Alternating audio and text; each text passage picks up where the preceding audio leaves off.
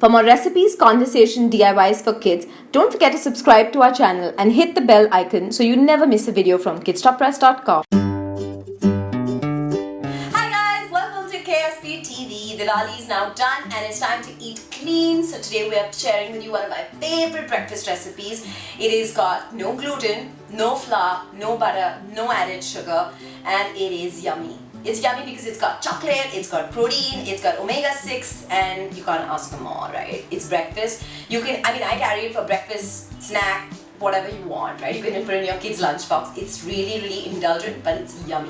Okay, so before we get started, most important is that you subscribe because we're hitting the 5,000 sub mark really soon. So please share the love and do let your friends know about KSP. And the second is that if you haven't subscribed to our meal plans, which all the parents have been loving, then please do that right away because we want you to. And now for our favorite breakfast recipes, let's get started. For this recipe, we need 2 ripened bananas, and now we're gonna peel it. The riper the banana, the sweeter it will be, so that'll be better. And then we just break it into smaller pieces and put it in a bowl. Now I'm just gonna mash these. Now the riper the bananas, the tastier and more delicious this recipe is going to be. And if you want to make sure that your kids don't discover that this has banana, then of course mash it really well. Now to the bananas, we're gonna add a whole bunch of goodness with some peanut butter. I'm using homemade, you can also use almond butter. Now if you don't have peanut butter at hand, then what you can do is just crush your peanuts really fine until it turns really oily and buttery actually. Make sure that your peanut butter is room temperature or your almond butter is room temperature, otherwise it's very hard to stir it in. Next, I'm gonna add half a bowl of pre-soaked chia seeds. Now I've pre-soaked my chia seeds for about 30 minutes because I feel it adds more to the texture when it's pre-soaked. You could also pre-soak it for about 5 to 10 minutes. Now to this, I'm gonna add some raw cacao powder, and I'm using the unsweetened version today, but you could always use the sweetened one. A lot of you guys have asked me about which one do I use. I use the Sattvic raw cacao powder. It's available on Amazon, so you guys can get it from there. To sweeten things up, I'm using some 100% natural maple syrup, but I'm gonna add only a little bit of it because we haven't tasted the bananas yet, so we don't know how ripe they are. Then we're gonna add in some vanilla essence, and it's very tricky with vanilla essence, so be very careful. Add just a little bit initially. Taste it, and you can always add in more because sometimes it tends to get a little too much.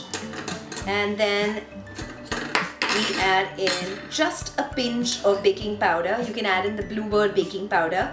It just helps the cookie rise better. And now we are just gonna give all of this. You will see how brilliantly the mixture folds in.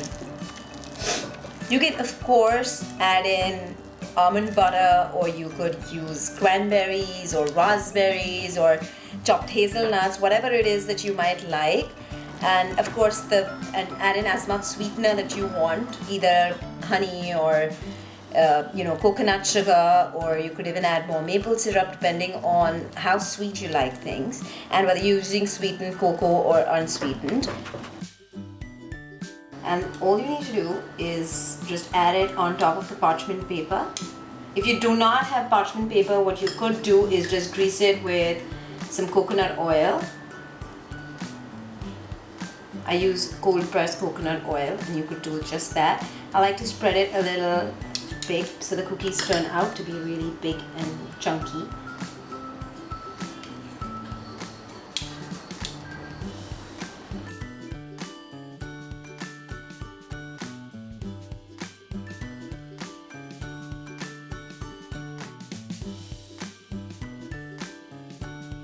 Now what I like to do is just to add in a little bit of cooking chocolate right in the middle, so you just feel like you're eating a little chocolate. Of course, this is completely optional. Like I said, you could add in some nuts, or you could add in some cherries or dried cranberries. It tastes just as good, but this is my favorite part of it, and if kids love it, then it's completely optional. You can get a little more indulgent also. Now I'm just going to pat it down so the cookie settles in well. And now I have preheated the oven and in go these cookies, and it'll take about 10 to 12 minutes, and I am keeping them at about 200 degrees for 10 to 12 minutes.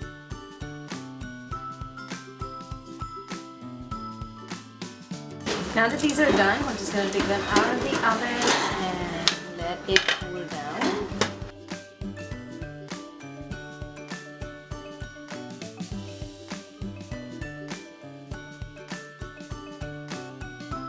I hope you will give these cookies a try, and please do hashtag us with KSP meal plans because we love watching what you guys are cooking, and I'm sure it's going to be Instagrammable enough. And if you haven't been following us on Instagram, then make sure you do. But for now, please do like and subscribe and share and comment on this video, and I'll see you guys next week.